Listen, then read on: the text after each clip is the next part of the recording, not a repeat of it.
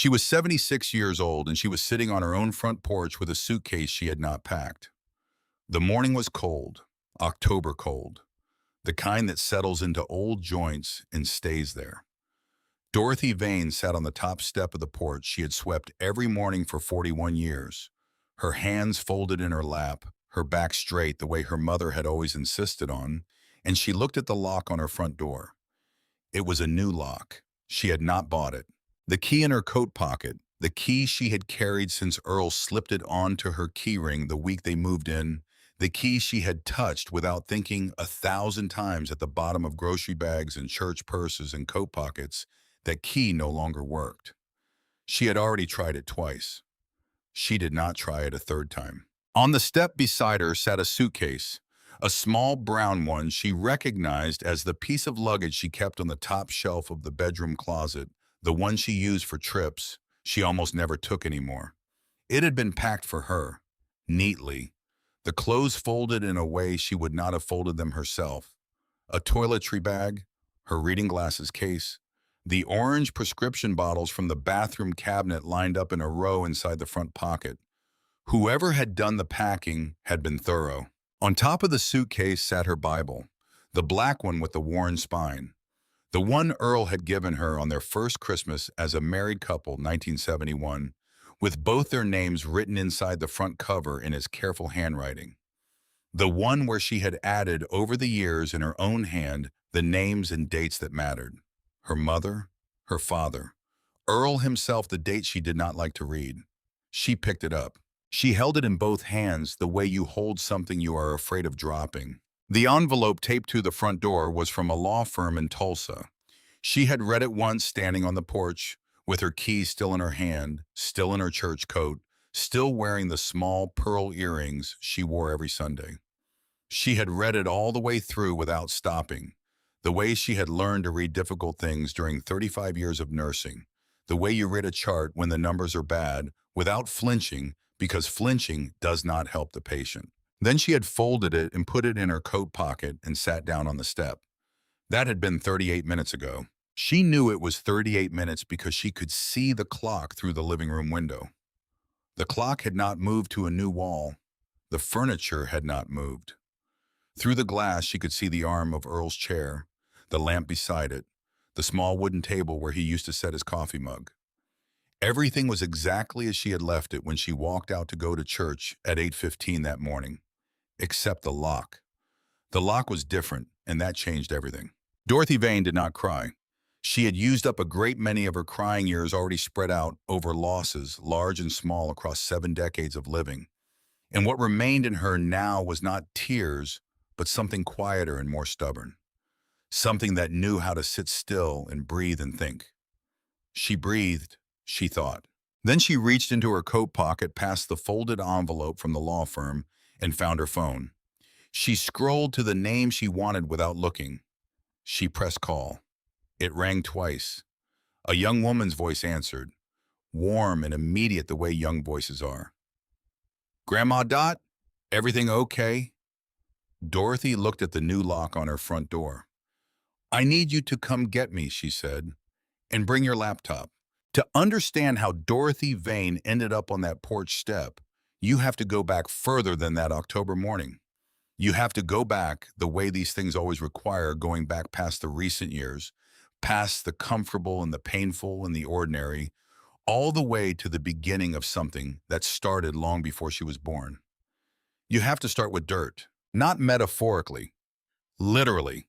Red Oklahoma dirt, the kind that stains everything it touches and never quite washes out, the kind that settlers broke their bodies on in the years when this part of the country was still a gamble and a promise and an argument with God about whether anything green would ever grow here. Her great-great-grandfather's name was Ezekiel Vane. He came west from Tennessee in 1885 with $43 a mule, in a disposition that people who knew him described, depending on their relationship to him, as either determined or impossible. He was 34 years old. He had worked in a mill until his lungs told him to stop, and then he had worked a farm until drought told him to move, and then he had looked at a map and followed the line of his finger west until it landed somewhere that looked like it had never been touched. In April of 1887, Ezekiel Vane filed a homestead claim on 640 acres in Cimarron County, Oklahoma Territory, under the authority of the Homestead Act. He paid his filing fee. He signed his name. A clerk in a county office wrote it into a ledger in careful bureaucratic script, and somewhere in Washington, eventually a patent was generated and signed on behalf of the President of the United States, and a piece of paper declared that this land, this red and stubborn and wind-battered particular piece of the earth, belonged to Ezekiel Vane. He built a house first, a small thing practical and without vanity, the kind of house a man builds when he is thinking about survival rather than comfort. Then he broke the ground. Then because he understood grain and he understood the land, and because he was the kind of man who looked at a problem and thought about it until he found the large answer, rather than the easy one, he built something else. He built a tower. It took him 2 years. He quarried the stone himself, cutting it from an outcropping 2 miles east, hauling it on a wagon in loads that the mule resented deeply and that Ezekiel Vane completed anyway. He felled Douglas fir timber from up near the Kansas border and cured it himself. He built the walls 18 inches thick. He built 5 stories, each one slightly narrower than the last, with small square windows, cut at intervals for ventilation, and at the top a single open lookout room with 4 walls of windows where a man could stand and see on a clear day 20 miles in every direction to the Kansas line to the north, to the New Mexico territory to the west, to the flat impossible distance in every other direction where the land met the sky without apology or ceremony. On the lowest stone of the front face, he carved 3 words with a chisel, Vane and Sons. Below that, he carved the year, St. 1889. He built it as a grain elevator. It was a practical thing, a working thing, a thing that served the farm and served the neighbors who brought their harvests in wagons from 10 miles around. But Ezekiel Vane, who was not a man given to sentiment or poetry, who had worked with his hands his entire life and distrusted abstraction, built it taller than it needed to be. He built it tall enough to see from Kansas. He built it so that no matter where you were on the flat Oklahoma land, you could look up and find it and know where home was. His son Clarence was born in 1888, the year between the house and the tower. Clarence Vane grew up climbing that elevator the way children grow up with the particular geography of their childhood, as though it is the whole world. He learned the smell of it, old grain and cut stone, and the particular dusty warmth that collected in the upper floors in summer. He learned every creak of every step on the interior staircase. He learned which window on the 3rd floor stuck, and which one swung open easy, and which board on the 4th floor would hold your weight, and which one you had to step around. He learned all of this before he learned that the world outside Cimarron County was larger and more indifferent than he could have imagined. The 1930s were not kind to the Oklahoma Panhandle. They were not kind to anyone in that part of the country, but the Panhandle received a particular and specific cruelty in those years, the kind that combined drought and wind and broken economics into something that people who lived through it could not afterward describe without stopping for a moment to remember how it had felt to stand in the middle of it. The dust came in walls, black walls moving like weather, like something alive and deliberate. They rolled across the flat land and swallowed everything in their path, and left behind a silence that felt like punishment. Clarence Vane lost his wheat 3 years in a row. He lost the cow and 2 of the horses. He mortgaged the land to the bank in 1934 because there was nothing else left to mortgage, and then he spent the next 7 years working himself back towards zero, taking any labor available, driving a truck repairing fences for neighbors who had slightly more than he did, doing whatever the day offered without complaint or self-pity, because self-pity was a luxury that burned calories he could not afford. The grain elevator stood through all of it. The walls Ezekiel had built 18 inches thick did not move in the dust storms. The stone he had quarried and hauled and cut held. The tower stood on the flat land through everything the 1930s sent at it, and when Clarence Vane finally paid off the last dollar of the mortgage, in 1941, the first thing he did was walk out to the elevator and put his hand against the cold stone and stand there for a long time without speaking. His son Harold watched him do it. Harold Vane was 19 in 1941. He was drafted the following year and sent to the Pacific, where he saw things that he would not discuss for the rest of his life, and that left him with a particular way of going quiet sometimes in the middle of conversations that had nothing to do with the war.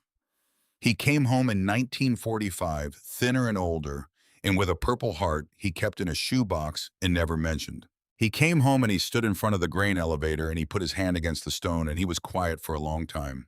Then he said to his father, "It's still here." Clarence Vane said, "It'll outlast all of us." Harold married the following spring. He and his wife bought additional land in Tulsa County, better farmland, closer to markets and roads, and the growing infrastructure of post-war Oklahoma. They were practical people making practical decisions, and the Tulsa County land was the better investment, the better opportunity, the better future for the children they intended to have. Dorothy Mae Vane was born in 1948. She grew up in Tulsa County on the farm that her parents worked with the focused and undemonstrative devotion of people who understand that land requires everything you can give it, and sometimes more. She grew up knowing the sound of the farm before sunrise, the smell of soil after rain, the weight of a day's work in her body by evening. She grew up with her father's particular silences and her mother's particular efficiency and the Bible on the kitchen table that her grandfather Clarence had carried through the dust storms and that still had faintly the smell of that time in its pages if you held it close. She grew up without ever once visiting Cimarron County. Her father mentioned the Westland twice in her memory.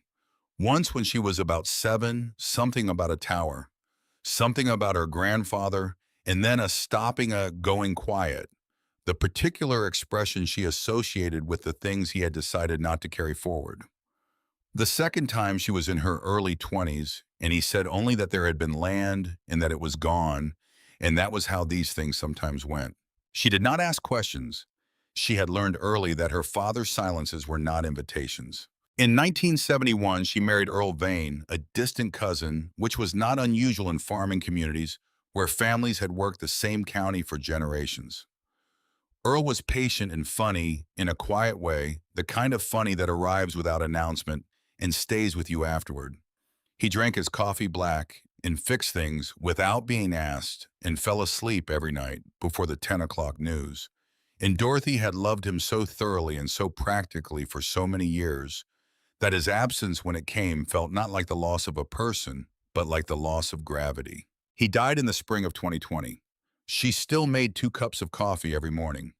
She was aware when she did it that it was the kind of thing people would call a habit or a ritual or a coping mechanism depending on which kind of person was speaking.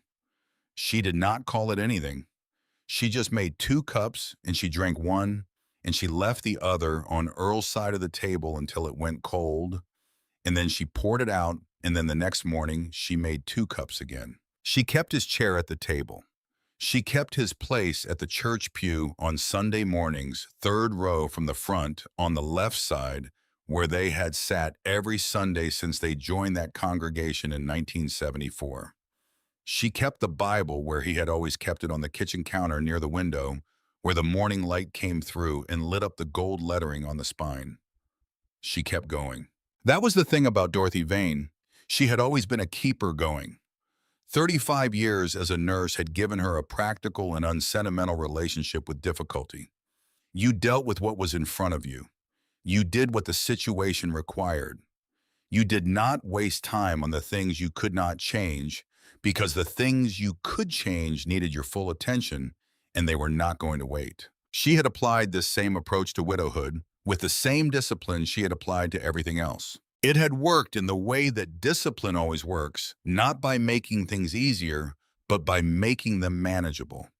By giving grief a container and then getting up and going to church and sweeping the porch and feeding the chickens and being present for the grandchildren and the great nieces and the neighbors who needed things and returning at the end of each day to the house that was hers and Earl's and sitting in the quiet and letting it be quiet. That had been her life for 4 years, until her son had changed the locks. Brad Vane was 47 years old, and he had his father's jaw, and his mother's stubbornness applied toward ends that Dorothy had never found comfortable to examine too closely. He had always been smart, that was not the issue. Smart enough to go to college and come back with a business degree and a way of talking about money that Dorothy recognized as confidence, and Earl had recognized as something slightly more complicated. Earl had been careful around Brad's plans without ever quite articulating why, and Dorothy had trusted that carefulness without knowing what it was protecting against. Earl was gone now, and the carefulness had gone with him. Brad had married Vanessa Pryor 12 years ago. Vanessa was efficient in a way that reminded Dorothy of a machine. Everything she did produced the result she intended, and nothing she did produced any result she hadn't intended. She had straight dark hair and excellent posture, and a smile that arrived and departed on schedule. She worked for a real estate consulting firm in Tulsa. She was very good at her job. Dorothy had never entirely trusted her. She had not until this October morning been able to say precisely why. It was a feeling, not a fact, and Dorothy was not a woman who dismissed feelings. 35 years of nursing had taught her that the body knows things before the mind catches up. But she was also not a woman who acted on feelings alone. She had been waiting for a fact. The fact arrived, as facts often do, only after it was too late to use it as prevention. 8 months before that October Sunday, Brad and Vanessa had begun visiting more frequently. Every other week, then every week. They brought takeout food and sat in the kitchen and talked about things in the careful, cheerful manner of people who are working toward a specific conclusion. Vanessa began asking questions about the property documents. Casual questions inserted between topics, the kind that don't announce themselves as questions, until later when you're trying to remember exactly what was asked. Then Brad mentioned the assisted living facility in South Tulsa. A new one. Beautiful, he said. Top rated. They had a waiting list, which meant it was desirable, which meant he had gotten her on the list already just to see, just in case. Dorothy had said, "I'm not going anywhere." Brad had said, "Of course not, Mom. It's just good to have options." Then 5 weeks before that October Sunday, Brad brought a man named Gerald Hutch to the farmhouse. Gerald Hutch carried a briefcase and wore a tie and introduced himself as an estate planning specialist. He had documents, he said. Standard documents. The kind that protect assets. The kind that ensure continuity.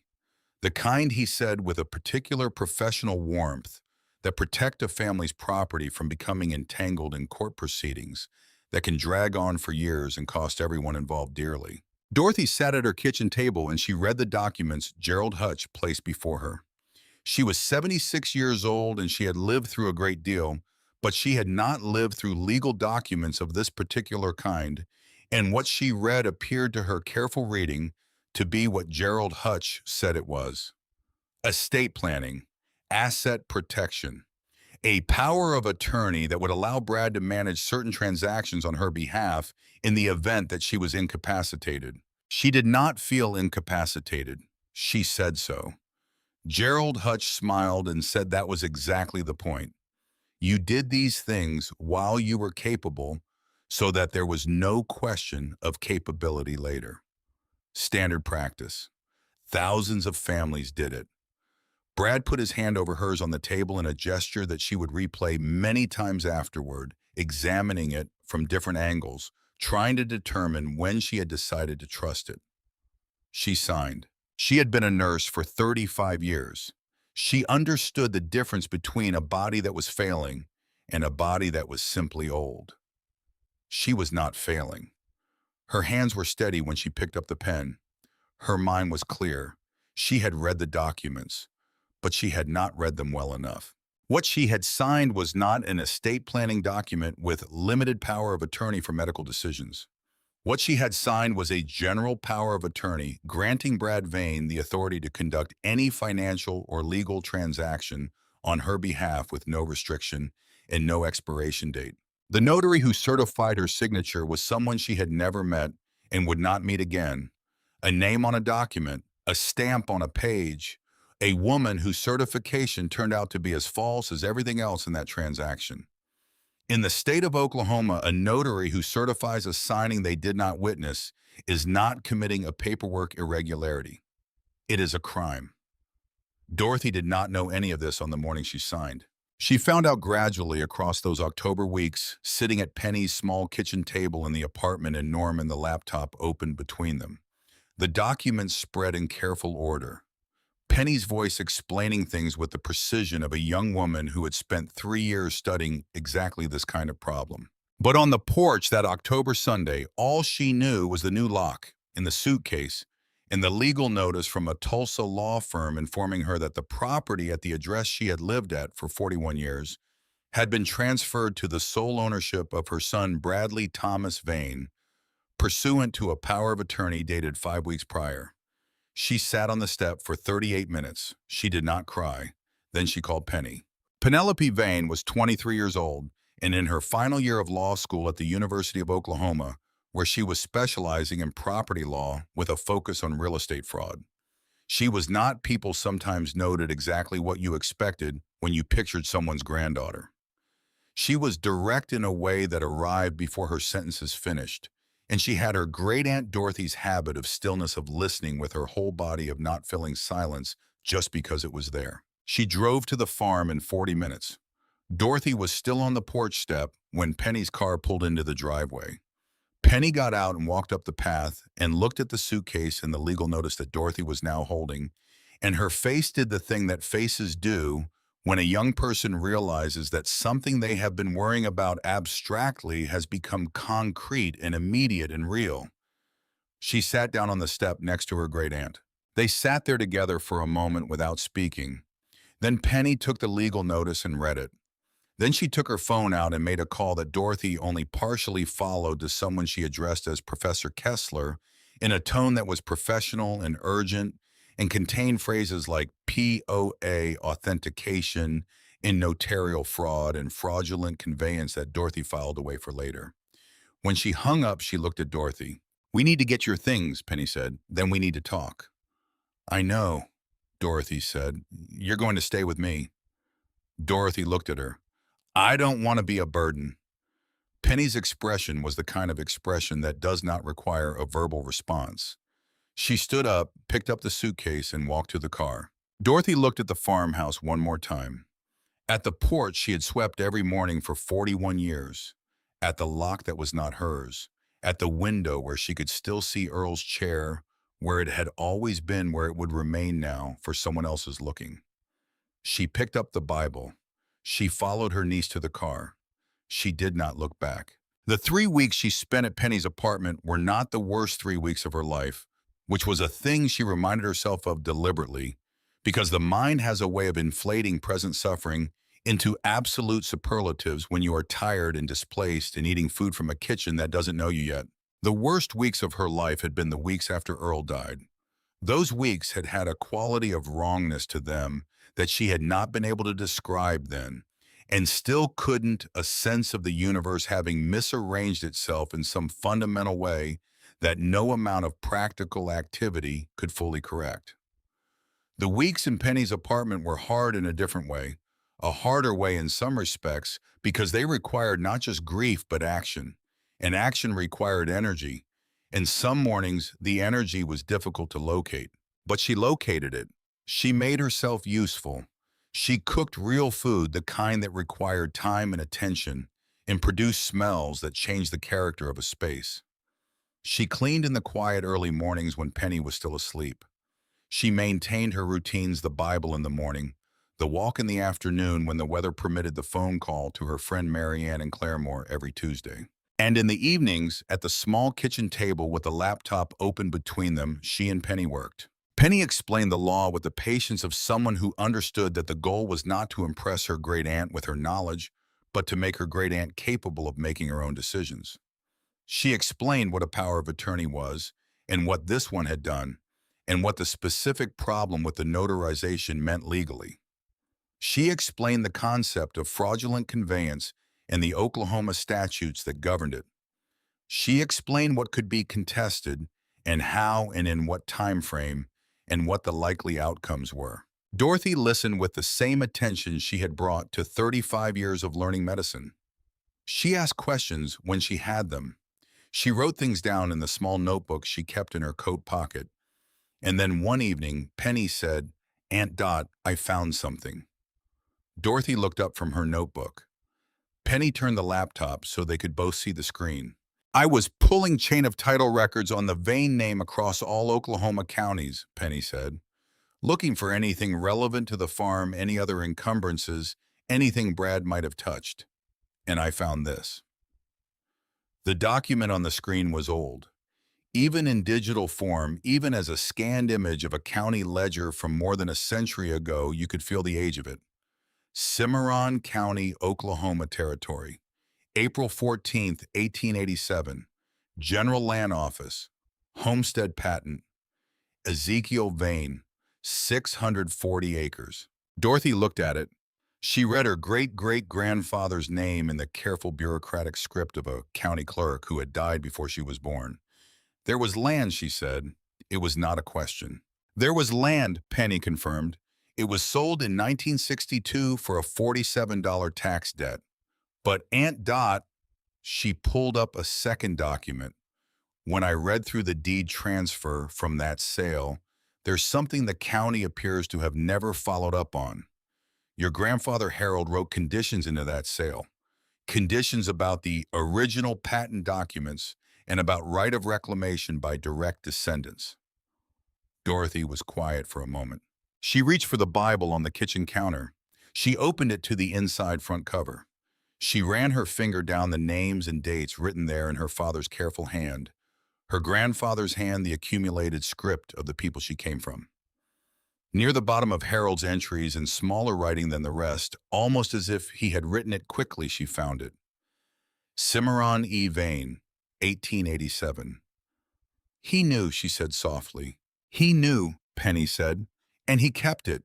He built it into the sale documents like a door left unlocked. A Vane descendant can reclaim that land. The patent is in legal limbo because the original was never filed in the county, only a copy. The surface rights transferred in 1962. The full patent title never did. Dorothy looked at her. And the structure, she said, the grain elevator. Penny pulled up a third document, a county structural inspection report from 2019, and beside it a scanned photograph from a 1940s county survey. Dorothy looked at the photograph. Even in the poor resolution of an old county survey image, the tower was unmistakable. 5 stories of stone and old-growth timber standing alone on the flat Oklahoma land, with the sky enormous behind it, the words Vane and Sons visible on the lowest stone, even in the grainy image. Her family had built that. Her great-great-grandfather had quarried the stone himself, had built the walls 18 inches thick so they would hold, had carved the name into the stone before the turn of the century, when she had not yet existed, even as a possibility, when no one in her family could have imagined her sitting in a small apartment in Norman, looking at a photograph of the thing he built, and feeling the particular pull of something recognizing something. Is it still standing? She asked, though she already knew the answer because Penny would not have shown her the photograph otherwise. The county flagged it for historical interest in 2019, Penny said. Nobody's touched it since 1962. The doors are welded shut, but the structure is sound. Dorothy looked at the photograph for a long time. Then she looked at the Bible still open in her hands, at the name her father had written in small, hurried letters at the bottom of a page of births and deaths, and the accumulated record of a family moving through time. Cimarron E. Vane, 1887. He had known. He had left the door unlocked. He had been waiting for someone to come back and walk through it. How much, Dorothy said, to reclaim the land? Penny was quiet for a moment, the way people are quiet when they have calculated something that they know will land with weight. $1, she said. Unpaid back taxes, that's all. For a direct Vane descendant in person at the Cimarron County Clerk's office in Boise City. Dorothy closed the Bible. She looked at her great-niece across the small kitchen table. When can we go, she said. They left before dawn on a Thursday morning in late October. Dorothy had been awake since 4, which was not unusual. She had been a light sleeper for most of her adult life, and the weeks of displacement had made the nights thinner and more restless than usual. She made coffee 2 cups automatically before she caught herself. She drank one. She poured the other out. Then she picked up the Bible from the kitchen counter and put it in her overnight bag. Penny's pickup was a 2009 Ford F-150 with a cracked dashboard and a heater that worked better on the passenger side. It had been Earl's truck, technically. He had given it to Penny when she went to college because he said a law student needed more practical transportation than opinions, which was his way of giving someone a gift while making them laugh. Dorothy sat in the passenger seat with the heater aimed at her knees and watched Norman become the edge of Norman and then become the long open highway of western Oklahoma, unrolling ahead of them in the gray pre-dawn. They drove for a while without talking. That was something she had always appreciated about Penny from when the girl was small. The ability to be present without requiring management. The understanding that silence between people who trust each other is not a problem to be solved. The sky lightened gradually. Not the way it lightens in the city all at once and from no particular direction, but the way it lightens on flat open land from the east slowly, like something being decided rather than declared. The horizon turned from black to gray to a thin, cold line of orange that spread and built and pulled the whole enormous Oklahoma sky up with it. Dorothy watched it happen. She thought about Ezekiel Vane, who had watched the same sky from higher up, from a tower he built, so he could see it better, so he could see far in every direction, so he could know where he was in relation to everything around him. She thought about Harold, her father, who had driven away from that tower in 1962, with a debt paid and a door left unlocked for someone he couldn't name yet. She thought about Earl, who would have loved this drive, who would have watched the same sky opening and said something small and true about it, who would have had his hand resting on the center console in the particular easy way he had available without insisting. She thought about Brad. She thought about the new lock on her old door and the suitcase packed by hands that were not hers, and the legal notice in careful professional language explaining that a life she had built across 41 years was no longer on paper hers. She did not feel anger. What she felt was something more patient than anger, something that had had 38 minutes on a porch step to settle into a shape she recognized, something that had her father's particular quality of silence in it and her grandfather's quality of stubbornness and Earl's quality of showing up. Something that was prepared to drive 200 miles across Oklahoma on a cold October morning for $1 and a door that had been left unlocked for her. "Tell me about the elevator," Dorothy said. "What the records say about it." Penny told her what the county records showed: the construction date. The materials logged in the 1940s survey the original function as a working grain elevator serving the surrounding farms through the 1950s. She talked about the 2019 inspection, the historical flagging, the 62 years of closed doors. Dorothy listened and looked at the road ahead and thought about the weight of the word original, original claim, original stone, original intent. They drove through Woodward and past the Canadian River and into the Panhandle proper, where the land flattened into something that felt almost deliberate, like the earth had made a decision about itself out here and committed to it completely. And then at a distance she hadn't expected, Dorothy saw it. At first she thought it was a water tower or a grain silo or some agricultural structure of the kind you see in this part of Oklahoma from the highway, the kind of working machinery that belongs to the landscape. It was too far away to read details, but it was tall, distinctly tall, rising from the flat land in a way that nothing else around it rose singular and vertical against the enormous horizontal of the Panhandle sky. She found herself leaning forward slightly in her seat. "Is that it?" she said. Penny glanced. "According to the GPS, yes." Dorothy watched it as they drove toward it. The details arrived gradually, the way details do when you're approaching something you've only ever seen in photographs. The color first gray stone, the particular gray of Oklahoma gypsum, darker at the bottom where the grass met the foundation, lighter in the upper stories where wind had cleaned the face. Then the shape, not square but slightly tapered, each floor slightly narrower than the one below, giving the whole structure a proportion that looked both massive and correct, like something that belonged at that scale in that landscape. Then the letters. They turned off the highway onto a county road, and the truck moved through dried grass and gravel, and the elevator grew from a shape into a structure, into something that filled the windshield as they came up close and Dorothy read the words carved into the lowest stone. Vane and Sons, St. 1889. She read them and she sat very still. 135 years. The stone had held for 135 years. Penny stopped the truck. They sat there for a moment. Dorothy looked at the tower her great-great-grandfather had built with quarried stone and cured timber in the particular kind of stubbornness that does not distinguish itself from love. She looked at the iron door welded shut in 1962, glistening faintly with the residue of 62 October mornings. She looked at the square windows cut into each story for ventilation, dark, now patient.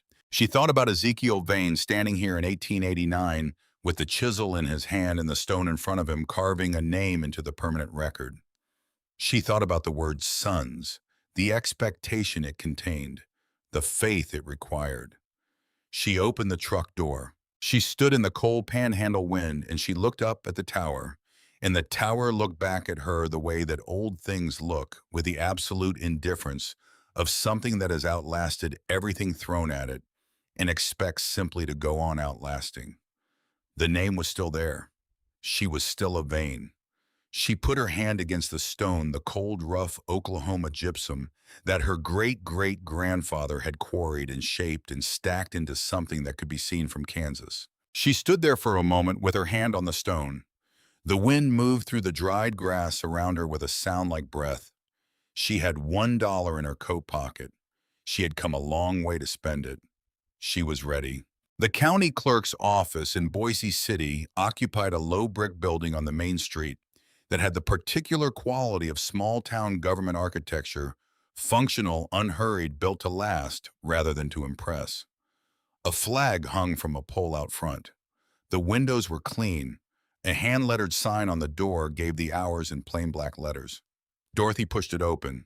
The bell above the door chimed once. Inside the office smelled of old paper and coffee and the particular warmth of a building that has been heated the same way for decades. Filing cabinets lined the far wall. A county map hung in a frame beside the window. On the counter sat a small clay pot with a succulent in it, green and improbable and very much alive. Behind the counter, a woman looked up. She was perhaps 65 with gray hair cut practically short and reading glasses pushed up on her forehead, and the expression of someone who had spent a long career watching people come through that door with problems and had developed over time a reliable instinct for what kind of problem was walking in. She looked at Dorothy. Something changed in her face. Not surprise exactly. Something more like recognition, though they had never met. The kind of recognition that comes from familiarity with a name rather than a face. "Help you," she said. Dorothy set the manila folder on the counter. She set the dollar bill beside it, smooth flat. Earl had always kept a single dollar folded in his wallet as what he called walking around money, and when he died, she had taken that dollar and put it in the Bible and carried it there for 4 years without quite knowing why. She knew why now. "My name is Dorothy Vane," she said. "My great-great-grandfather was Ezekiel Vane. He filed a homestead claim in this county in 1887. The woman was still looking at her. "I'm here to reclaim it," Dorothy said. The woman came around the counter slowly. She held out her hand and Dorothy shook it. "Harriet Sauce," she said. "County clerk." She paused. "We have your family's records going back to the original filing. I've been keeping them current." Another pause. "I wasn't sure anyone would ever come." Dorothy looked at her. "You were keeping them current. Someone has to." Harriet said it simply, without decoration, in the manner of a person who does what needs doing without requiring it to be remarkable. "Come with me." She led them to a back room with a long table and brought out a folder that was clearly separate from the regular filing, heavier, older at the edges, the kind of folder that gets handled differently from the ordinary ones. She opened it on the table. The documents inside were copies, careful copies of records that went back to 1887. The original homestead patent, Harriet said, pointing to the first page, was filed with the General Land Office and signed by President Grover Cleveland on behalf of the United States government. That's your family's claim, 640 acres. She turned to the next section. When Harold Vane sold in 1962 for the back taxes $47, he insisted on language in the deed transfer that the county recorder at the time filed correctly but never followed up on. A right of reclamation clause for direct descendants. Combined with the fact that the original patent was never formally lodged in the county records, only a certified copy, the full title transfer in 1962, has a significant legal question around it. Penny was leaning over the table reading. Dorothy watched her great-niece's eyes move across the documents with the quick precision of someone who had spent 3 years learning exactly this kind of language. The surface rights transferred, Penny said, but the subsurface rights in the original patent claim were never properly extinguished, Harriet said. Yes. Dorothy looked at the dollar bill on the table. $1, she said. Back taxes. That's what the reclamation clause specifies, Harriet said. A direct descendant, in person, dollar for the taxes. She paused. I'll need to see identification and a copy of the lineage documentation. Penny had that ready. She had spent 2 evenings in the Norman apartment assembling the chain birth certificates, the family Bible photographs she had taken on her phone, the county records she had pulled, everything laid out in the precise order that made an argument without requiring one to be spoken aloud. Harriet reviewed it with the thoroughness of someone who understood that doing this correctly mattered. When she finished, she picked up the dollar bill and held it for a moment. Then she looked at Dorothy with the expression of someone who has one more thing to say and is deciding how to say it.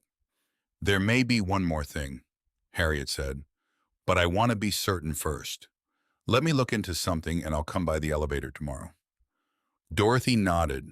She did not ask what the something was. She had learned across 76 years that some things arrive better when they are not chased. The elevator is 2 miles west and 3 miles south, Harriet said. County Road 4, then right on the gravel. You'll see it long before you reach it.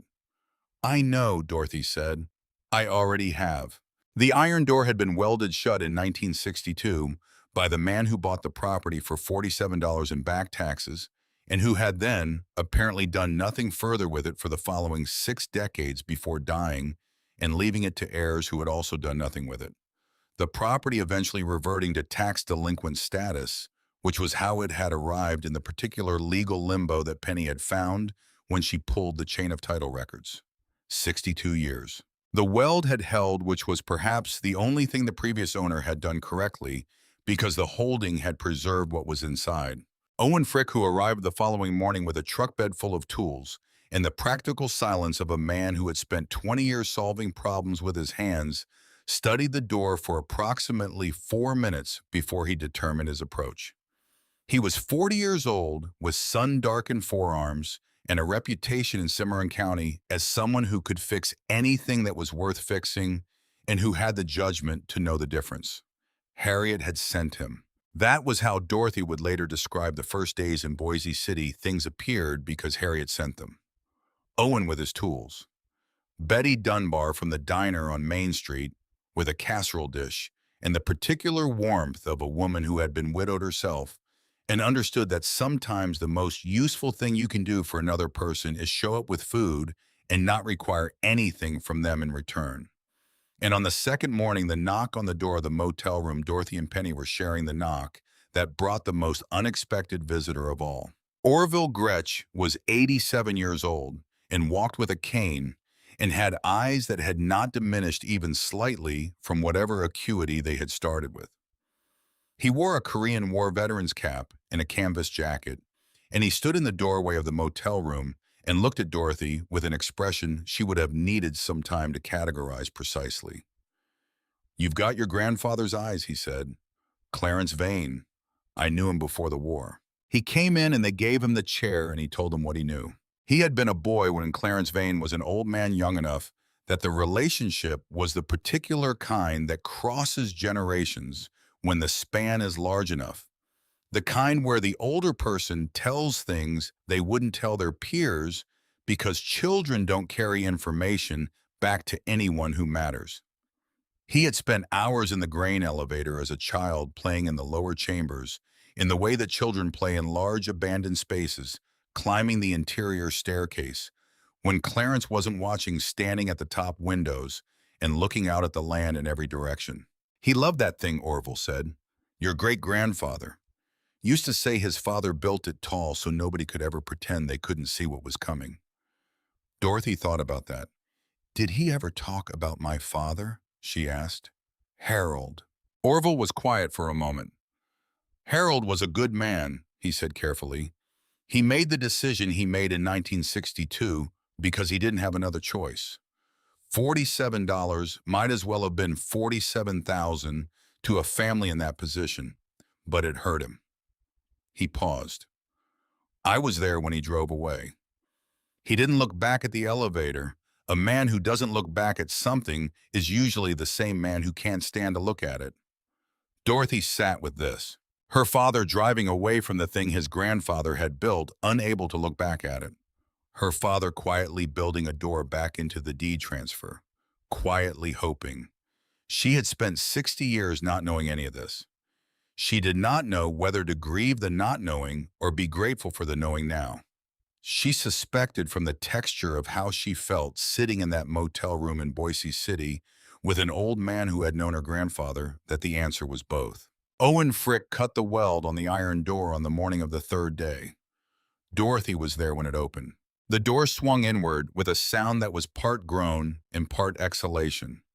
The sound of something that has been holding its breath for a very long time, releasing it all at once. Cold air moved out from the interior, carrying the smell of old grain and stone and timber, and something underneath those things that was harder to name, the particular smell of enclosed space and elapsed time of a room that has been waiting. Dorothy stepped inside. The light came through the small square windows and dusty shafts cutting across the interior and illuminating the grain dust that floated up from the floor at the disturbance of their entry. The walls were exactly as described, stone 18 inches thick, the interior surface rough cut and fitted with the kind of care that takes time. The floor was wide plank oak, darkened with age, solid underfoot. The interior staircase rose against the north wall, timber treads, timber risers wound upward into the dimness of the upper floors. She stood in the middle of the ground floor and looked up through the stairwell opening at the floors above, at the light falling differently through the windows of each successive story, at the whole vertical column of the thing her family had built. She felt the way you feel when you have been carrying something heavy without knowing it, and then you set it down, and the absence of the weight is almost as disorienting as the weight was. She felt found, not by a person, by a place. Then she went to work. The first discovery arrived on the fourth day. Penny found it on the second floor, tucked into the space between the inner stone wall and the timber framing where a structural beam met the corner. She was doing what Penny called a systematic inspection, which meant starting at the top and working down, touching every surface, looking at every corner the way she approached, case preparation methodically without assumptions, trusting process over intuition. Her hand went into the gap and came out holding a tin box. It was rectangular, perhaps 10 inches by 6, with a hinged lid that had been sealed with what appeared to be candle wax, dark and cracked now with age. The seal had held. Dorothy carried it down to the ground floor, where the light was better, and where Owen and Orville and Harriet, who had come by to see how the opening had gone, could witness it. She tried the lid. The wax cracked. The lid opened. Inside, wrapped in oilcloth that had preserved them with the stubborn efficiency of practical materials applied to practical problems, were 3 things. The first was money, currency from the 1890s and early 1900s, bills that were legal tender once and were now something more and less than. That simultaneously they had value, Harriet said, to collectors, to historical archives, to the kind of people who understood that old things carry information beyond their face value. Even at a rough estimate, it was not nothing. The second was stamps, a collection of them mounted on small cards in the meticulous way of someone who understood that these small paper rectangles were worth preserving. The third was photographs, 5 of them in the stiff, formal style of late 19th century portraiture on photographic paper that had survived the oilcloth packaging in remarkable condition. People she didn't know but recognized in the way you recognize your own reflection in a relative's face, in the set of a jaw, or the way a person holds their shoulders, or the particular quality of stillness they bring to being photographed. On the back of the largest photograph in ink that had faded to brown a name, Ezekiel Vane, 1891. Dorothy held the photograph and looked at the man who had built the tower she was standing inside. He was not as she had imagined him. She had imagined someone weathered and angular, hammered into shape by the panhandle and the labor and the decade.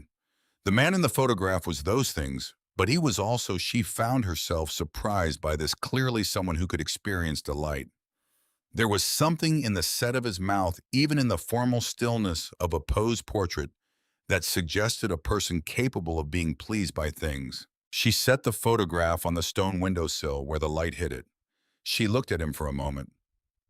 "Hello," she said quietly. Behind her, nobody said anything.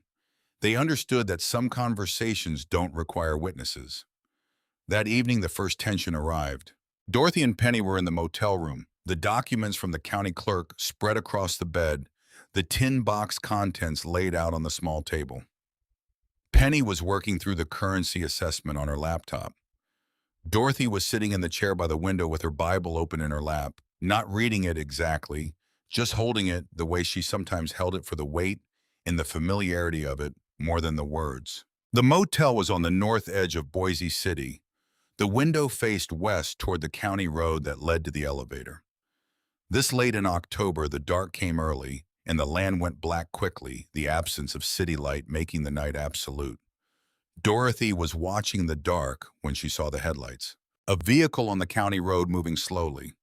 Not the speed of someone going somewhere, the speed of someone looking.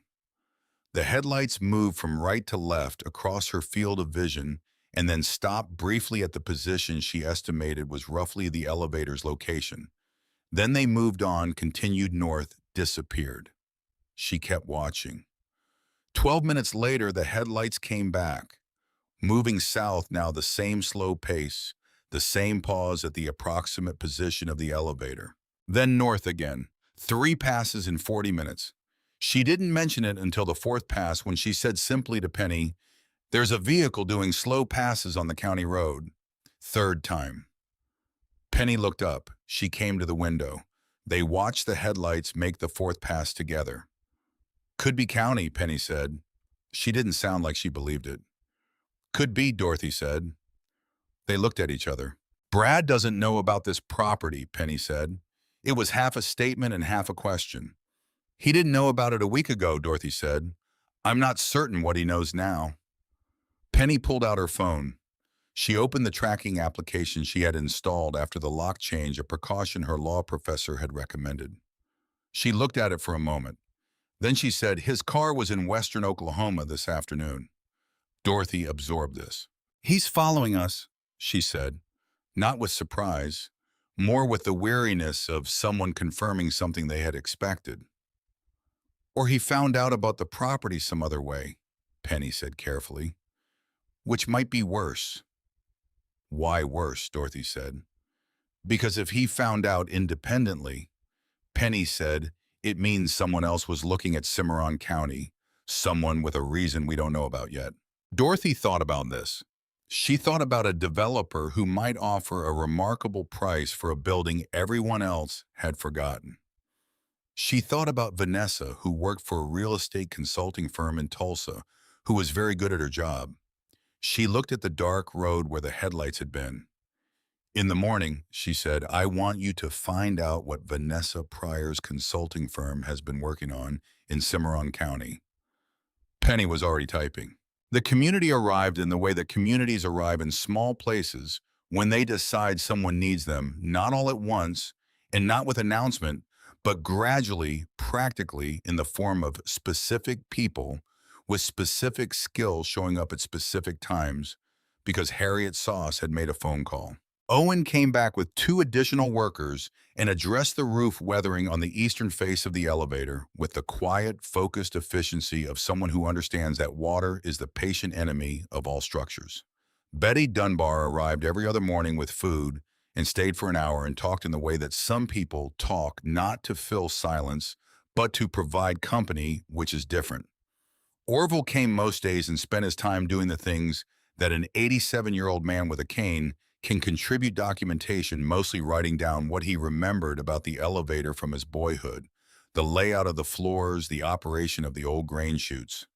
He wrote it all in a small notebook in handwriting that was still precise, and he gave it to Dorothy without ceremony at the end of each day. Harriet brought county records, historical maps, old survey documents, photographs from the county archive that showed the elevator at various points across its history. Dorothy worked alongside all of them. This was important to her in a way she didn't always find words for. She was not a spectator of her own reclamation. She swept the floors herself each morning, starting at the top and working down the same systematic direction Penny used for inspection and that Dorothy used for everything requiring thoroughness. She cataloged the documents Harriet brought. She learned the names of Owen's workers and asked about their families. She made the coffee every morning early, and she made it strong the way farm people make coffee, the way the land out here seems to require. She made 2 cups every morning. She drank one. She left the second cup on the stone windowsill where Ezekiel's photograph stood, and she went back to work. On the 6th morning, she climbed to the 5th floor for the first time. The staircase had been assessed and reinforced by Owen. The treads were sound, the risers solid, the old timber having dried and hardened over a century and a quarter into something more like stone than wood. The upper floors were colder, the wind finding gaps in the timber framing of the windows that the stone walls didn't permit. The 5th floor was the smallest, the most open, the windows on all 4 sides giving onto the panhandle in every direction. She stood at the north window. The land was flat and the sky was enormous, and the cold October morning light was coming from the east and falling across everything with the particular clarity of late-year light in the high plains, a light that doesn't soften anything but illuminates everything. She could see for 20 miles. She stood there for a long time. Then she went back downstairs, and there was work to do. The vehicle on the county road appeared again on the 7th morning. This time it didn't stay on the road. Dorothy was at the elevator with Owen and Orville when she saw the dark SUV turn off the county road and stop at the property line fence. The fence was new. Harriet had arranged to have it reinstalled as part of the formal reclamation marking the boundary of the claimed property. The SUV sat at the fence line for a moment with its engine running. Then the driver's door opened. He was tall, her son, and he had always carried himself with a kind of forward-leaning confidence that she associated with people who have decided in advance that they are going to win whatever they are walking into. He was wearing a jacket too light for the panhandle in October, and he stood outside the fence line with his hands in his pockets and looked at the elevator. She watched his face from a distance. She watched him see the letters carved in the stone. Vane and Sons. She watched him understand or begin to understand what he was looking at. He stood there for 8 minutes.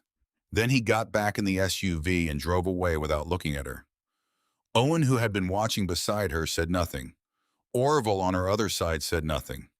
The panhandle wind moved through the dried grass with a sound like patience. "He's going to come back," Dorothy said. "Most likely," Owen said. "Let him," Orville said. The next morning, a man Dorothy didn't recognize drove up in a company truck. He introduced himself as representing a property acquisition firm based in Tulsa. He had an offer for the property, the building, the land. $60,000. Cash. Quick close. Dorothy looked at the offer letter he handed her. She handed it to Penny. Penny read it. Her expression did not change, but Dorothy had known this young woman since she was 3 years old, and she could read her expressions the way you learn to read anything you've spent enough time studying. "Can you give us a few days to consider?" Penny said to the man. "Of course," he said, and left his card and drove away. Dorothy looked at Penny. $60,000 for a building worth 10, Dorothy said. "Yes," Penny said. "So what is it actually worth?" Penny took a breath. "That's what I've been trying to find out since you asked me to look into Vanessa's consulting work. Aunt Dot, I need to show you something. Inside." They went to the ground floor where Penny had set up her laptop on the workbench Owen had constructed from salvaged timber. She pulled up a series of documents, county records, and state geological filings, and corporate registrations, the kind of paper trail that is publicly available if you know where to look and what to look for, which Penny did. Vanessa's firm, Penny said, took on a contract 2 years ago from an energy company called Meridian Basin Resources. Meridian is a mid-sized oil and gas exploration company based in Oklahoma City. She pulled up the state geological filing. 18 months ago, Meridian completed a seismic survey of Cimarron County. They identified what they're calling a shallow oil play, a stratum of recoverable petroleum at a depth of roughly 800 to 1,000 feet, which is comparatively accessible and comparatively inexpensive to drill. Dorothy looked at the geological map on the screen. The survey area was shaded in yellow. The yellow covered the location of the elevator. The estimated recoverable value, Penny said, over a 10-year extraction period is between $2 and $4 million. That's conservative. It could be higher. Dorothy sat with this for a moment. $2 to $4 million, sitting beneath the stone floor of a grain elevator that an old woman had just reclaimed for $1. Brad knew, she said. It was not a question. Vanessa knew, Penny said. She was working on the Meridian contract. She would have seen the survey results. She would have identified the parcel. She paused. The farm in Tulsa has some marginal subsurface interest, which is probably why Brad took it first. That was the asset he knew about. But Aunt Dot, I don't think he knew about this property. I don't think he knew the Cimarron land existed. Dorothy absorbed this carefully. Vanessa had known about the mineral survey. Vanessa had known the parcel's potential value. Vanessa had orchestrated the POA and the transfer of the Tulsa farm, likely intending to use that as capital toward acquiring the Cimarron property, separately not knowing that the Cimarron property could be reclaimed directly by a Vane descendant for $1. She had been thorough. She had been intelligent. She had planned carefully and at length. She had missed one thing. She had not looked far enough back in the family records to find the door that Harold Vane had left unlocked in 1962.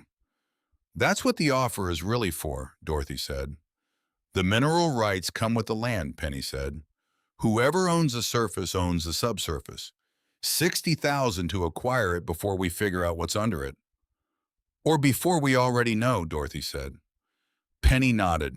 Then she set down the geological map and picked up a different folder marked with a red tab. The notary who certified your signature on the POA, Penny said. I found 3 other cases in the past 4 years in which her certification has been questioned in property transactions. She paused. I had a colleague at the school's legal clinic run a comparative analysis of the signature on your POA against your signature on your nursing license renewal from the same month. Dorothy went very still. They don't match, Penny said. Not within acceptable variation. The POA signature has elements that are inconsistent with your established signature pattern. Combined with the fact that she certified a signing, she didn't witness what Brad and Vanessa did, is not just a civil property dispute.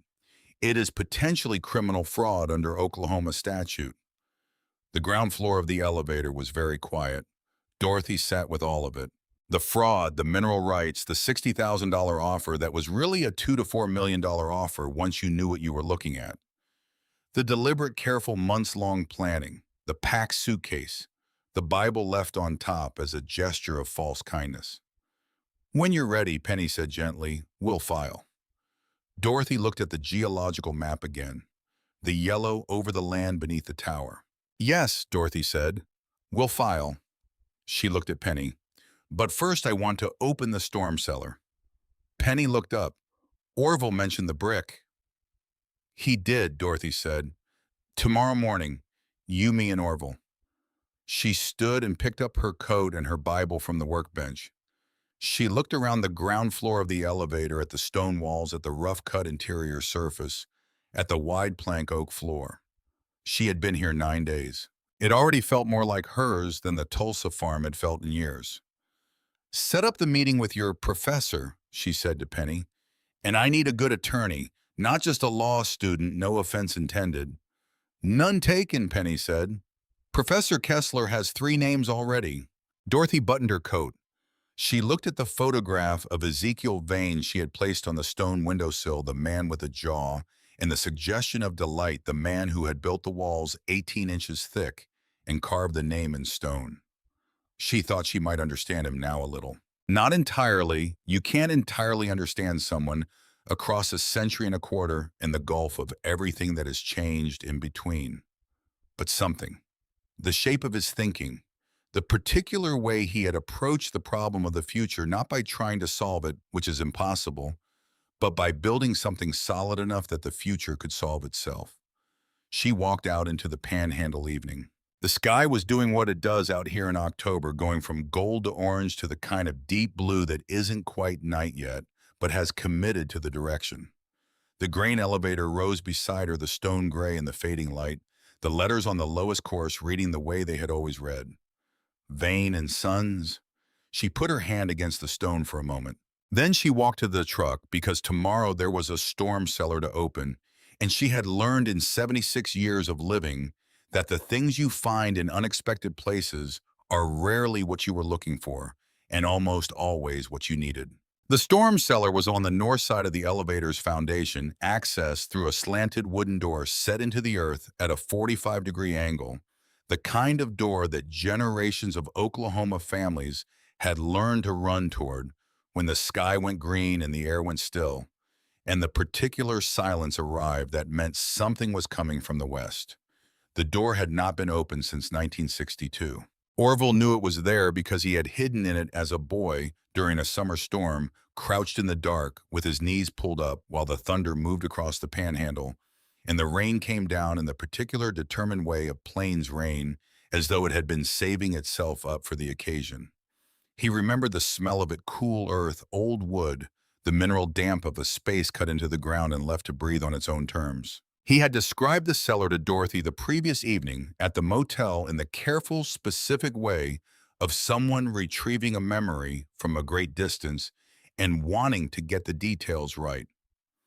There was a workbench along the east wall, he said, shelves on the south, canned goods, tools, lamp oil, the usual, but the west wall. He paused. The west wall bothered me even then.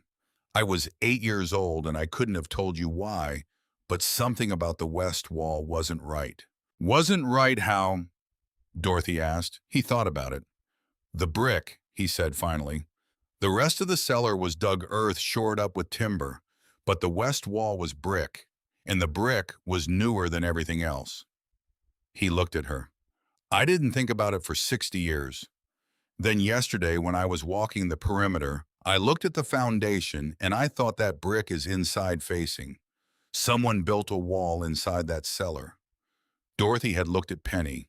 I'll get Owen, Penny said. The morning was cold and still the kind of stillness that the panhandle produces occasionally when the wind takes a breath between efforts. The sky was pale and high. Their breath came out in small clouds. Owen assessed the cellar door first, then the stairs, then confirmed they were structurally sound before he allowed Dorothy to descend. She went down carefully, one hand on the timber railing, her boots finding each step with the deliberate placement of someone who has learned over 76 years that haste in uncertain terrain costs more than it saves. The cellar was smaller than she had imagined from Orville's description, perhaps 12 feet by 15. The ceiling was low enough that Owen had to angle his head slightly. The workbench was still there along the east wall exactly as Orville had described, though the canned goods were long gone, and what remained was the bench itself in a scattering of old tools. The south shelves were still standing empty, the wood bowed slightly with age but holding. And the west wall. Dorothy looked at it immediately. Even without knowing what Orville had told her, she thought she would have noticed it. The rest of the cellar had the organic irregularity of spaces built by hand for function rather than beauty. Nothing was quite square, nothing was quite flat. The timber shoring had the character of material chosen from what was available rather than what was ideal. But the west wall was different. The brick was laid in a consistent bond pattern, the mortar lines even the surface flat. Someone had built that wall carefully. Someone had taken their time. Someone had not wanted it to look temporary. Owen ran his hand along the mortar joints. He pressed at several points. He looked at the gap between the top of the brick wall and the cellar ceiling. This was put in later, he said. The brick is from the mid-20th century, different composition from anything else in this structure. He pressed again at a lower course, and there is a void behind it. He rapped his knuckles on the brick. The sound that came back was hollow. Dorothy stood very still. She thought about Harold Vane driving away from this place in 1962, unable to look back. She thought about a man who built things carefully into deed transfers, who had gone quiet when anyone got close to the subject of the Westland, who had written Cimarron E. Vane, 1887, in small letters at the bottom of the family Bible's record page, as though making a note he couldn't stop himself from making and couldn't bring himself to explain. A man who had been here. A man who had done something here before he drove away. "Take it down," Dorothy said. Owen looked at her. "Carefully," she said, "but take it down." It took the better part of 2 hours. Owen worked systematically, starting at the top course and working down, removing each brick individually and stacking them to the side with the care of someone who understood that what came down could theoretically go back up. Penny documented each stage with her phone camera. Orville sat on the bottom step of the cellar stairs with his cane between his knees and watched with the patience of a man who had learned that the important things in life rarely hurry. Dorothy stood to Owen's right. When the third course came down, they could see the beginning of what was behind the wall. It was a space, perhaps 4 feet deep, running the full width of the west wall, roughly 6 feet across. The air that came out of it when the bricks opened was a different air dryer than the cellar older, carrying the specific smell of enclosed space that has been sealed against everything the world can send at it. When the sixth course came down and the opening was large enough to see clearly, Dorothy aimed her flashlight into the space. On the earth floor, raised on a low timber platform that kept them off the ground, were a wooden chest and a tin document box. The chest was perhaps 2 feet long and 18 inches wide, built from Douglas fir timber. The lid was fitted with a hasp and a padlock. The padlock closed. The tin document box sat beside it, rectangular, with a lid that had been sealed with red wax, not just a bead of it, but a careful application covering the entire seam of the lid, a deliberate and thorough seal. On the lid of the document box, in paint that had faded but not disappeared, were 2 words: Vane Original. Dorothy crouched at the opening. She was 76 years old, and her knees reminded her of this as she went down, and she noted the reminder and did not let it change anything. She reached in and brought out the document box first. It was heavier than she expected, the heaviness of things that have been waiting a long time to be carried. She set it on Owen's workbench. The red wax seal had held. She looked at it for a moment. Then she picked up Owen's hatchet, the old one with the dark handle, and used the back of it to break the seal. The documents inside were wrapped in oilcloth, 3 layers of it sealed at the edges with the same careful wax. Whoever had packed this box had understood something about time, had understood that they were packing not for next year or the decade after, but for a future they couldn't see and were trying to reach across anyway. Dorothy unwrapped the oilcloth on Owen's workbench, Penny beside her with her phone camera, Orville watching from the stairs. The first document was the one she had been hoping for and half afraid to find. It was the original homestead patent, not a copy, not a certified duplicate. The original document issued by the General Land Office of the United States of America, bearing the seal of the office, and at the bottom, in the formal copperplate script of federal documents from that era, the signature of Grover Cleveland, 22nd President of the United States, dated 1887. 640 acres. Ezekiel Vane. His name on a piece of paper signed by a president who had been dead for 119 years. Dorothy held it in both hands. She was careful with it. It was fragile in the way that old paper is fragile, not crumbling but delicate, wanting to be handled with the consciousness that it was irreplaceable.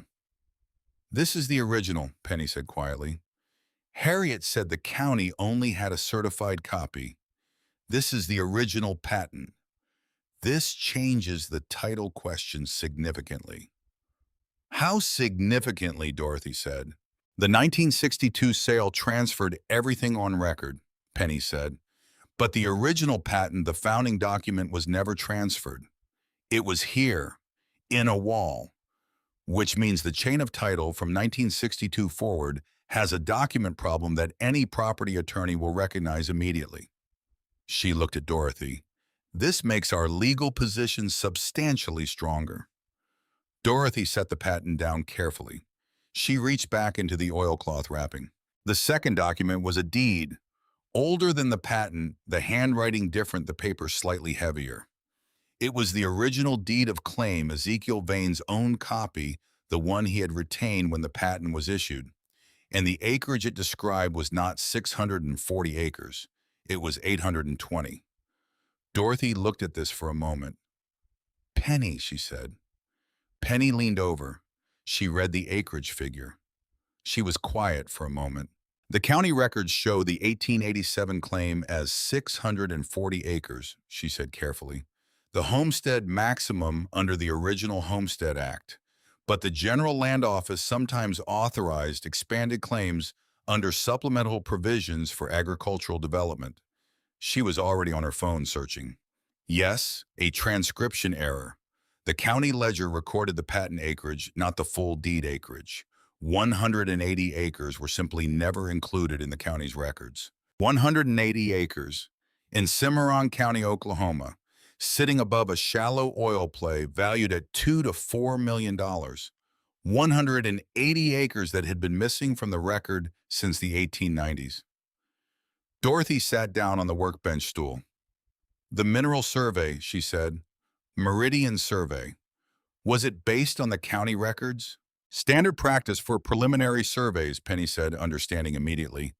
They map to the recorded parcels. She looked at Dorothy. If the survey didn't account for the missing 180 acres, then the actual value could be higher than the estimate, Dorothy said. Potentially significantly, Penny said. They looked at each other across the workbench in the cellar of a grain elevator that a man named Ezekiel Vane had built in 1889 with quarried stone and cured timber and the belief that what you build carefully enough will hold.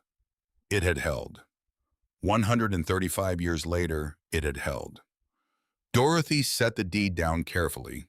She stood still for a moment, just breathing, letting the weight of what she held settle before reaching for what came next. Then Penny said, "There's one more document." Dorothy looked up. "It's handwritten," Penny said, "and it's addressed to you." Dorothy took it. It was Harold's writing, the careful, deliberate script she recognized from the letters he had written her over the years, the script that always looked like it was trying harder than ordinary handwriting. Dated 1961, 3 sheets of paper. At the top, in larger letters than the rest, a supplemental testament. And below that, in smaller letters, not for probate, for the one who comes back. She read it standing at the workbench with her hands steady and her eyes working through her father's sentences the way she had learned to read difficult things without flinching, because flinching does not help. Harold Vane wrote about the land the way men of his generation wrote about things they loved, obliquely practically, through the specifics of what was true rather than through direct statement of feeling.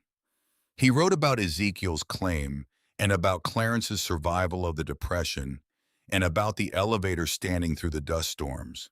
He wrote about the war briefly in the only place in all of Dorothy's memory of her father where she had ever seen him approach that subject in language, a single sentence. "I have seen what happens when people lose the places they come from. And I have understood since then that land is not a commodity, but a continuity." He wrote about the sale in 1962. He wrote it plainly, without excuse. "I had no other choice. The $47 was not available to me, and the bank would not extend further credit, and the offer was the only offer, and I took it. But I did not take it without conditions. I built a door into the deed. I built a door, and I sealed what needed to be sealed, and I left what needed to be left. Then I could not take the original documents with me. They belong to this place. So I built a room for them, and I sealed it, and I trust that whoever comes back will have the sense to look at walls that don't match." Dorothy almost smiled at this. Her father. the dry humor arriving exactly where you didn't expect it the way it always had. Then the last page. If you are reading this, you came back. I always believed you would be the one. Not because you are the most practical, though you are. Not because you are the strongest, though you are that too. Because you understand something the others don't. You know what it costs to keep going when there is nothing obvious to keep going toward. I watched you learn that when you were young, and I was not able to tell you I was watching because I didn't have the language for it then. I have tried to leave you a door. It is the best I could do from where I stood. The land will do the rest. He had signed it. Your father, Harold James Vane, Cimarron County, Oklahoma, October 1961. October, the same month she had come. 63 years apart to the month. Dorothy stood at the workbench in the cellar of the elevator, and she read the last page of her father's supplemental testament, and she felt the things she had been keeping at a careful distance, since the morning she found the suitcase on the porch.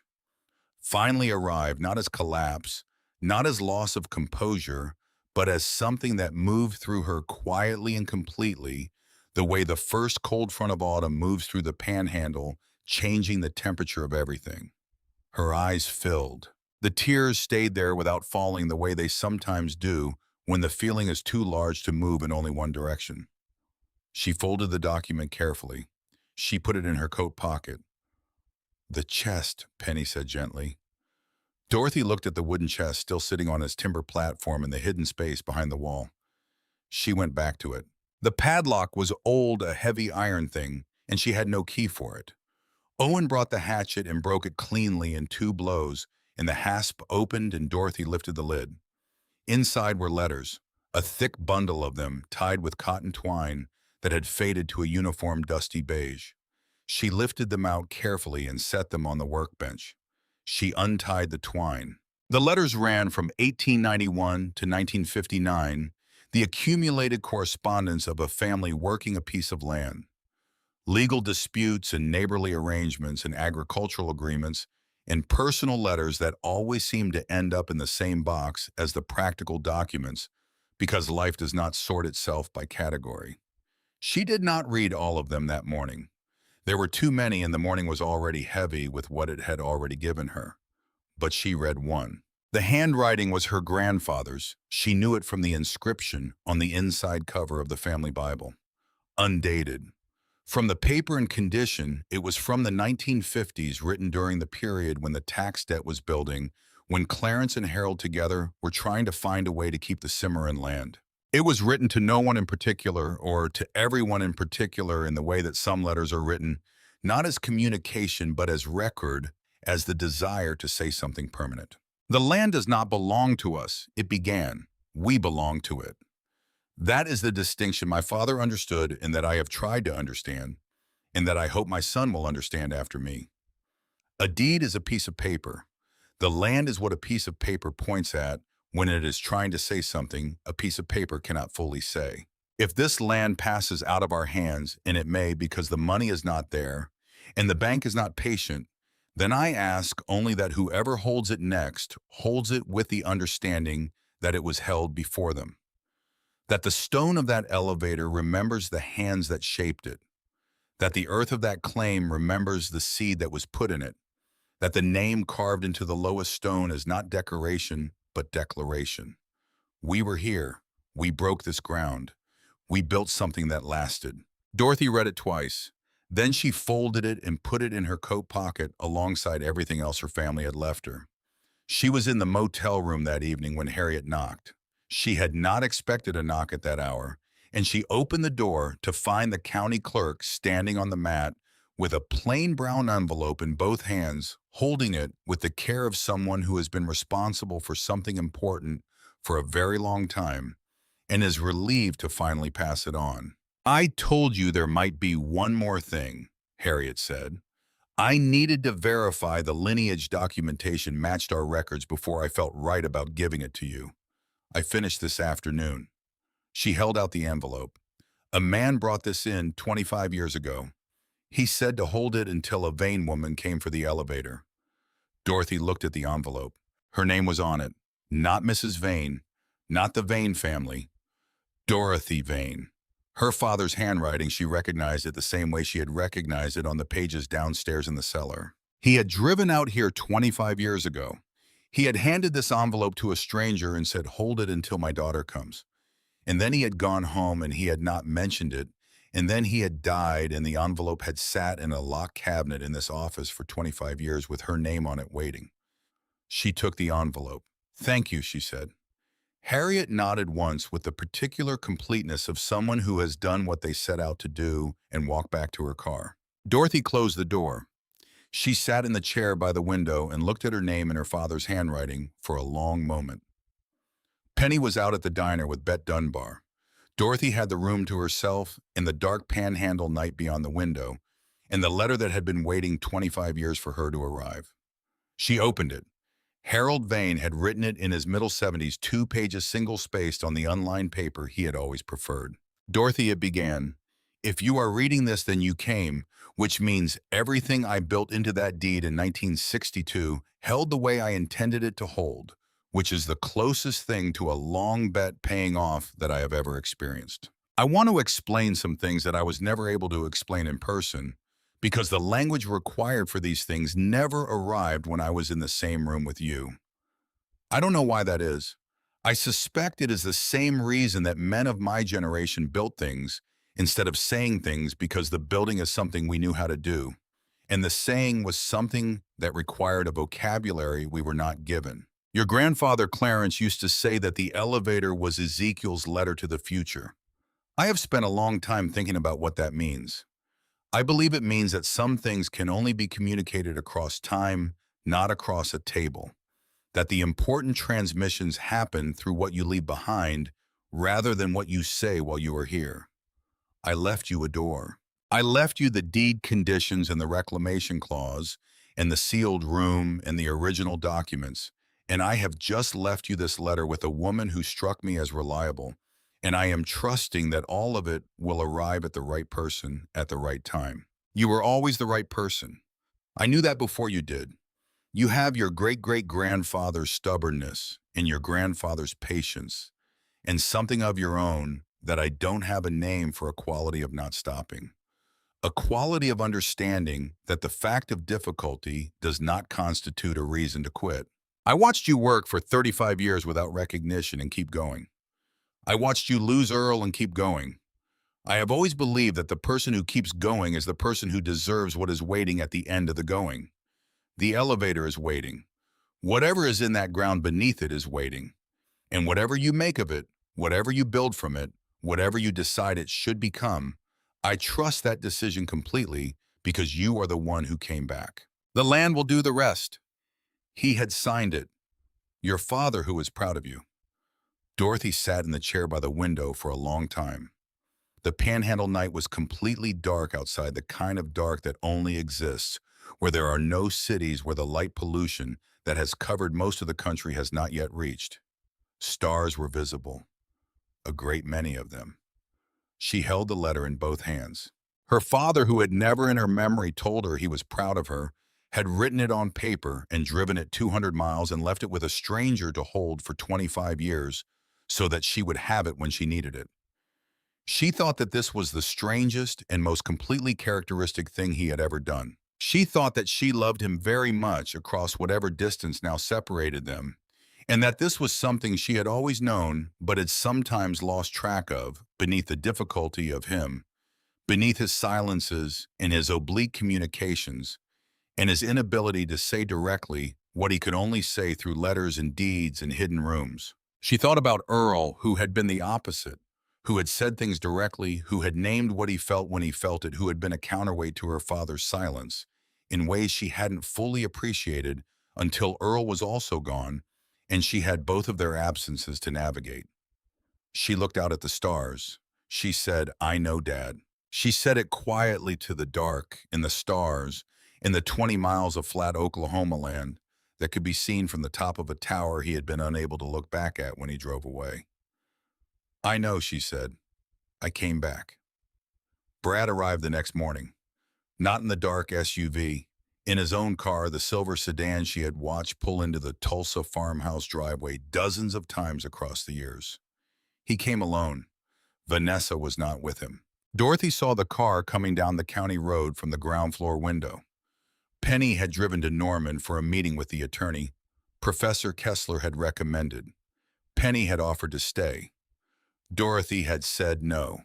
She had said it in a way that Penny understood to mean the subject was closed. This was between her and her son. She went outside and stood in front of the elevator. The morning was cold and bright. The wind was back moving through the dry grass in long visible waves. The letters on the lowest stone were in full sun. Brad got out of the car. He walked toward her and stopped about 10 feet away. He looked at the elevator. He looked at the letters carved in the stone. He looked at her. "Mom," he said. She waited. He looked at the ground for a moment, the gesture of a man trying to locate something remorse, she supposed, or the language of remorse, which is not the same thing. "I know what you're doing," he said. "With the lawyers." She waited. "I know Penny filed," he said. "I got the notice." He looked up at her. "I want you to know that Vanessa, that she was the one who found the mineral survey. I didn't know about it until Brad," she said. He stopped. She was not a woman who raised her voice. She never had been. She had learned early that a voice that doesn't need to be raised carries further than one that is. She spoke at her ordinary volume, and the wind brought it to him cleanly. "I'm not interested in the apportionment of blame between you and your wife," she said. "You signed what you signed.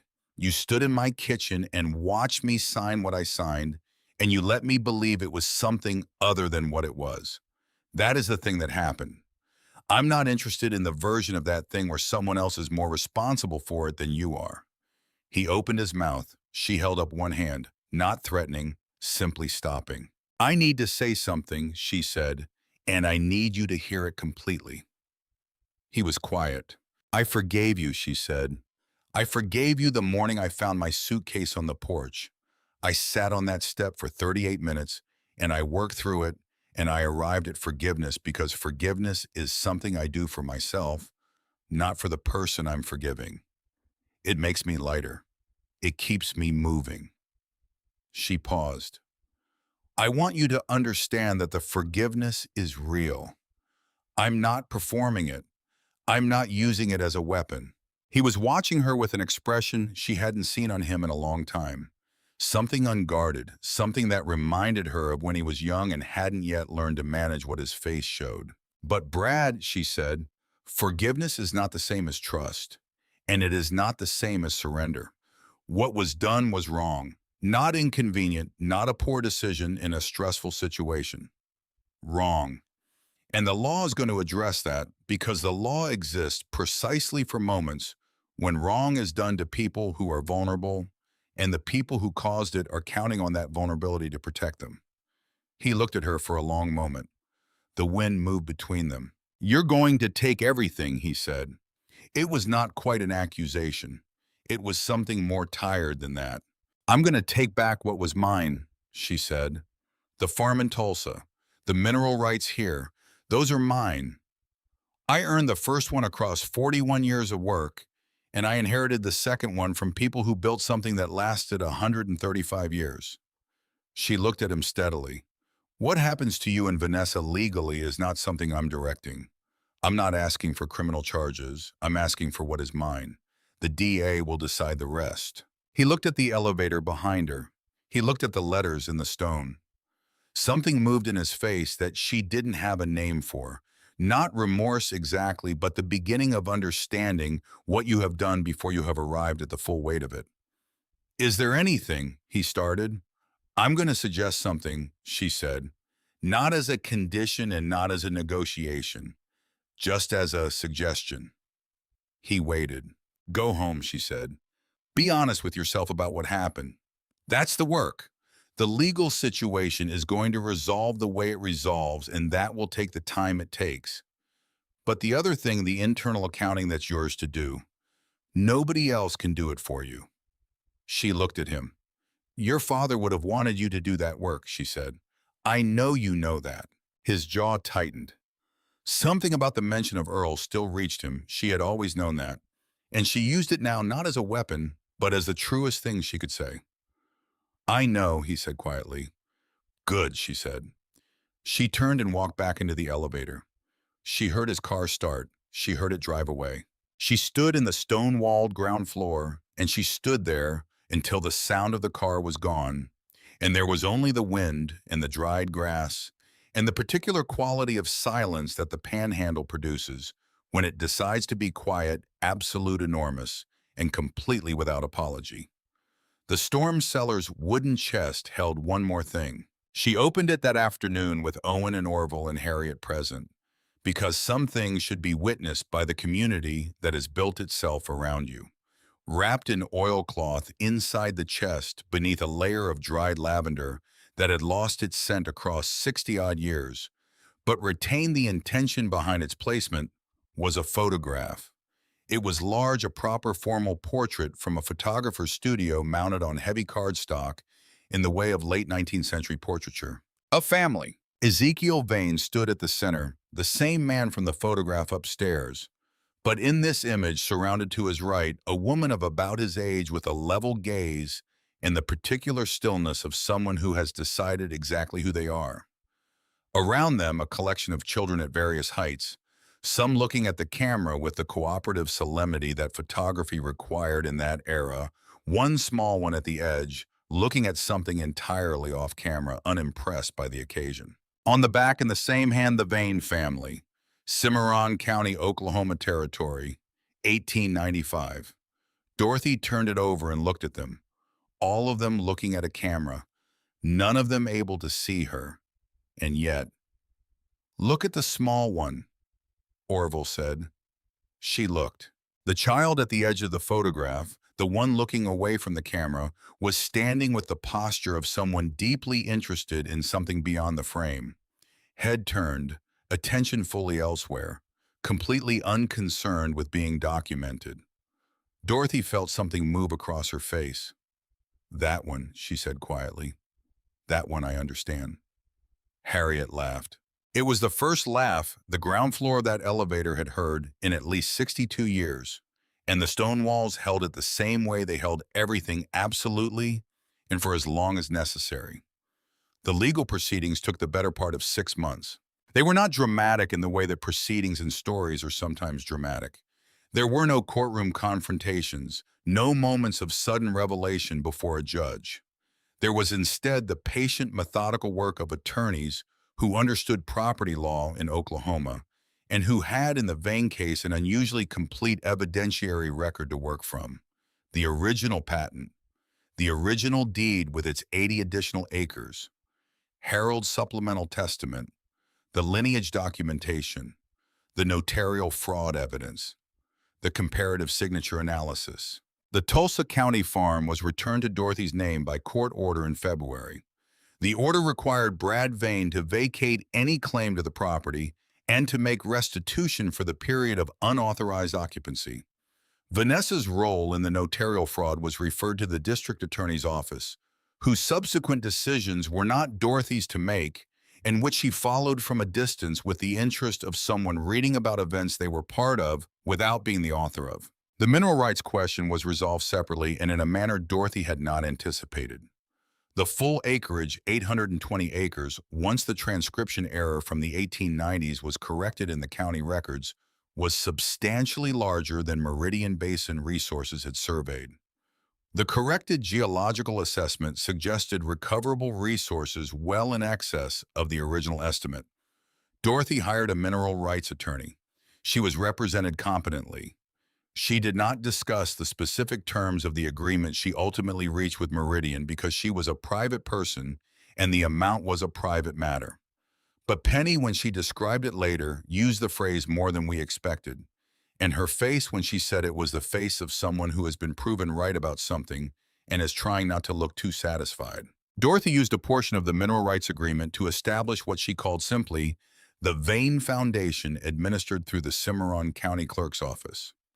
Harriet's suggestion and directed toward a specific and practical purpose, assisting elderly landowners in the region to access legal representation when property disputes arose that they could not afford to contest on their own. She had learned something about what happens when vulnerable people cannot afford the process meant to protect them. She intended to apply the lesson. The Tulsa County farm she leased at below market rate to a family in their 30s who had been farming rented land for 4 years and who reminded Dorothy in the way they spoke about the soil and the work and the particular early morning quality of a farm in spring of the way she and Earl had spoken about the same things in the same early mornings a long time ago. She did not move back to Tulsa. She stayed in Boise City. Penny graduated in May. She had used the Vane case with Dorothy's permission as the basis for her senior thesis on fraudulent conveyance and notarial accountability in Oklahoma property law. Her professor called it the most thoroughly documented student case study she had seen in 20 years. Penny was offered a position at a firm in Oklahoma City that specialized in elder property rights. She took it without hesitation. She drove out to Boise City most Sundays. Dorothy rented a small house on the edge of town, white clapboard porch facing west, close enough to the elevator that she could walk to it on the mornings when the weather permitted. Owen finished the structural restoration in April. The roof was fully weather-tight. The interior staircase was reinforced from bottom to top. The iron door was replaced with a wooden one, unlocked, which swung open easily. She was there for all of it. She swept the floors herself each morning, starting at the top and working down. On the first morning of actual spring, not the calendar spring, but the real spring, the morning in late April when the temperature and the light and the smell of the air make an argument that the worst is past and the ground is ready. Dorothy climbed to the 5th floor. She climbed slowly, one hand on the timber railing, her boots finding each step. The staircase had been reinforced, but it was still old, and she was still 76, and the climb took the time it took, which was longer than it would have taken when she was young, and was also, she had come to understand, exactly the right amount of time. The 5th floor was cold even in late April. The windows on all 4 sides were clean, Owen having replaced the cracked panes and restored the working mechanism, and she opened the north window and stood before it and let the cold air come in. She could see for 20 miles. She put her hand in her coat pocket. The Bible was there as always, and the letters, her father's letters, which she had been reading and rereading across these months the way you reread things that are trying to tell you something more than they said on the first reading. And Harold's supplemental testament, and the family photograph which she had carefully reproduced and sent copies to the County Historical Archive and to Penny and kept the original in the Bible. And at the bottom of the pocket, in the small cotton pouch, she had made from an old handkerchief of Earl's the ring.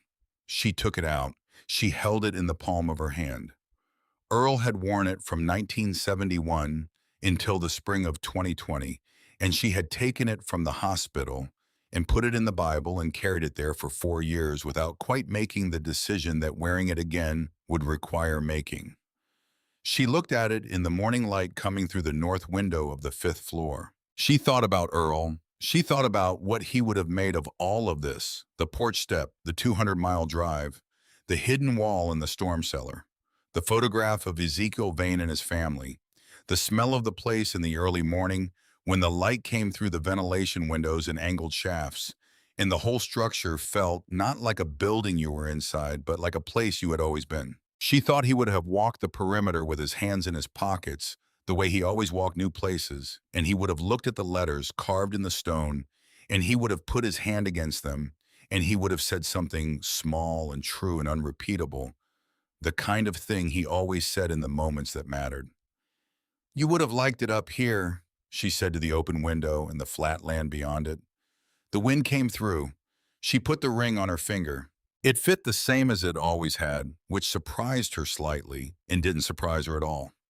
She stood at the north window with the cold air coming in and the flat Oklahoma land going in every direction and the sky enormous above it, the way it insists on being seen out here, the way it has always insisted.